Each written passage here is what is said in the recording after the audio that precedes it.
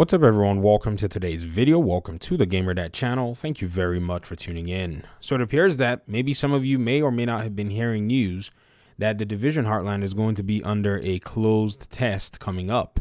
Now, my goal of this video is not to talk about the cold test or the closed test anyways, but to go ahead and maybe talk about the effects that Heartland, when it's fully released, might have on the entire community. So a full-fledged Division game is something that I believe still needs to happen, something from Ubisoft Massive, but I don't think it's realistic anytime in the next, say, 1 or 2 years.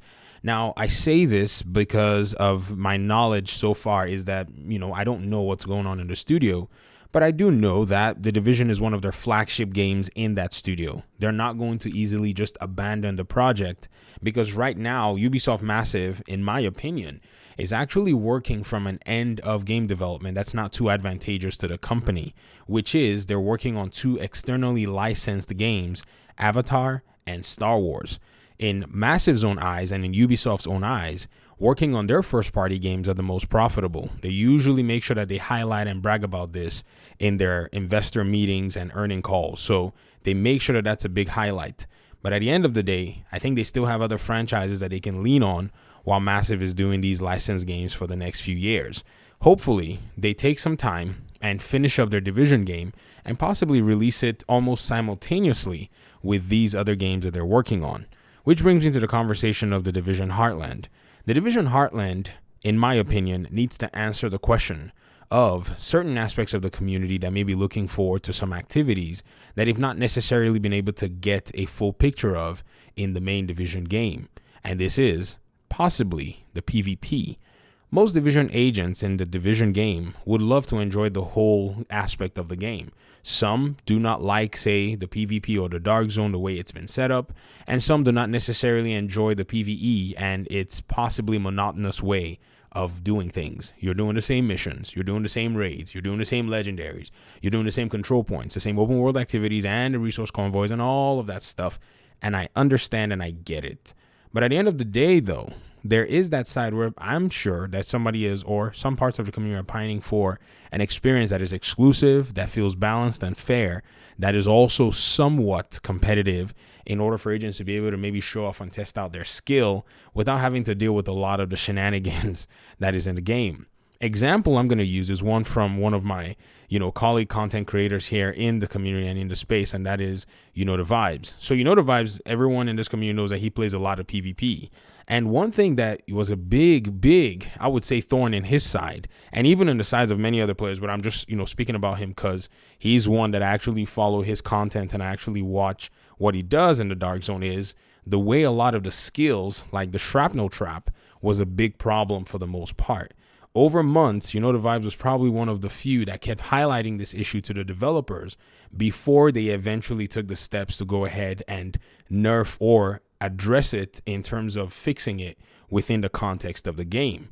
Now, a game like the Division Heartland, I think what it needs to do is answer that question wherever there is some kind of an issue of this sort, that the balancing and anything that has to do with making the player experience quite streamlined be addressed almost immediately, or at least in a very short period of time, without making the experience be something that players have to bear for a long period of time. This allows for a flow of gameplay enjoyment that I think we haven't had in the Division in a very long time. I think somewhere around the end of the Division 1, when yes, they had already brought all the classified gear, but they didn't necessarily have to touch the game too much, did we get to see a really good flow of the game overall. And even myself, as a non-PvP player from the Division 1, I can also relate to the fact that everything was kind of left as is. Everybody enjoyed whatever aspect or segment of the game they were playing. And the best times, I think, were probably had at that tail end of the game. Since the Division 2 came out, it's been really hard to find a time like that. It's either there's a patch or a bug or a busted mechanic or something that's weird somewhere that just continues to interrupt the flow every single time. Warlords of New York, and then there was this, and then there was that, we just have not had any rest in regard to just the entire game. It's like everyone is stepping on everybody else's toes. And this is from a fundamental side of the game's design.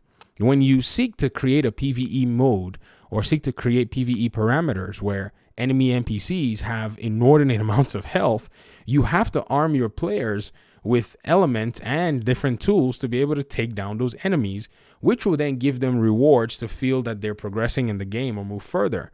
Well, those tools that you're giving to them, what happens is sometimes they take those tools, go into the dark zone, and even with or without modifiers, they unleash those tools on other players who do not have the health, the stamina, or the resistance for these tools 100%. And so what you have is a conundrum. And sometimes the developers will take a huge sweeping attack and go ahead and nerf the entire item in a way that it affects even the PvE, where it was actually designed to be appropriate for those PvE aspects, and thereby ruin everything for everyone. So I think Heartland probably has to put itself in a position where it doesn't take those steps whenever it's needed to go ahead and make modifications within the game. It's a very big and important aspect right now, and I'm sure that's what many people are looking forward to more than anything else. Even if I were to ask some questions to someone about Heartland, even if they may give me answers that don't seem to, fall in line with this line of thinking, at the end of the day, if they can have the smooth gameplay flow, the smooth experience that doesn't need for them to be going back and forth and wondering about how something is going to be nerfed or some broken system or whatever, I think Heartland would have done a very good job even at that point. Now, I can understand that this is a very low bar. I mean, it seems like it, but honestly, if they're going to be building Heartland from the perspective of a development team that already has worked on The Division using the same engine, I don't see how much more of the expectations we can be asking for at this time. The only thing is, I hope that Heartland at least would appeal to a good segment of the community so that whenever everything is all put together, we can have something or some kind of an experience that we're using to hold us over until Massive is able to come up with whatever it is they want to do with this franchise. So far, so good. I'd love to hear your thoughts about The Division Heartland and what you expect from the game when it finally is released, because I'm sure this audience of community members, have their own opinions and want to see the game and experience it for themselves as well. So thanks so much for watching the video. I really appreciate you guys' time and audience. Like I said, leave comments. Let's talk about this in the comment section. Talk to you all soon. Peace out.